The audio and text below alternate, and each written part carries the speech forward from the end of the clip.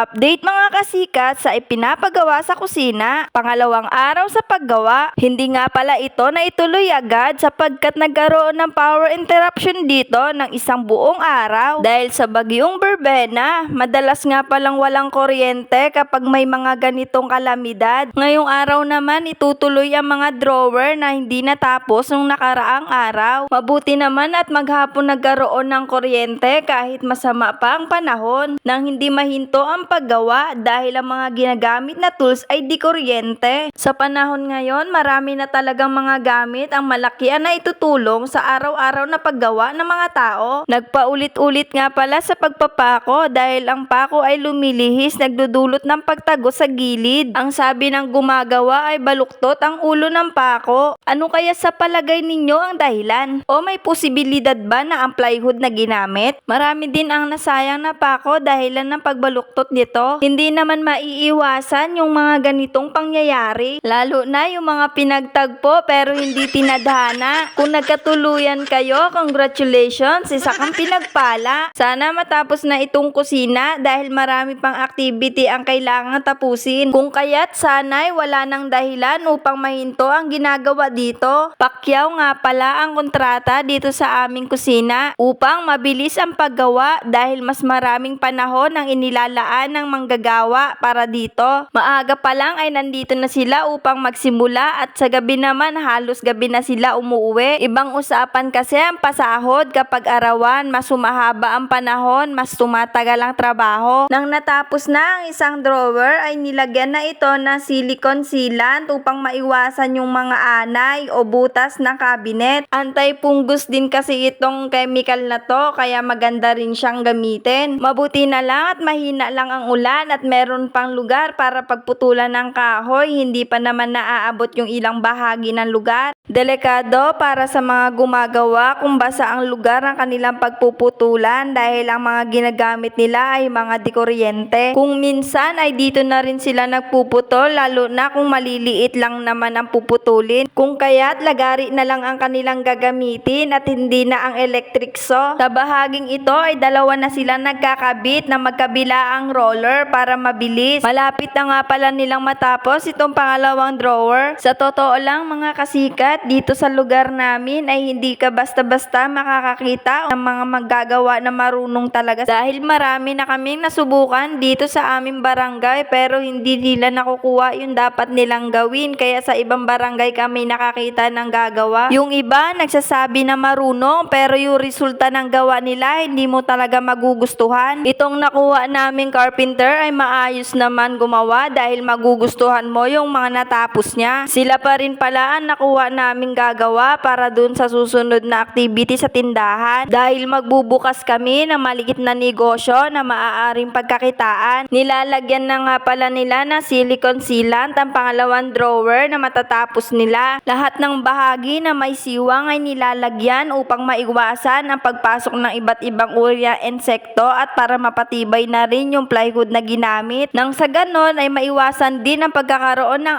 amag ng kahoy at ikakabit na nila ang steel bar handle para matapos na ang drawer. At ito na ang resulta ng maghapon nilang pagtatrabaho. Hanggang sa muli!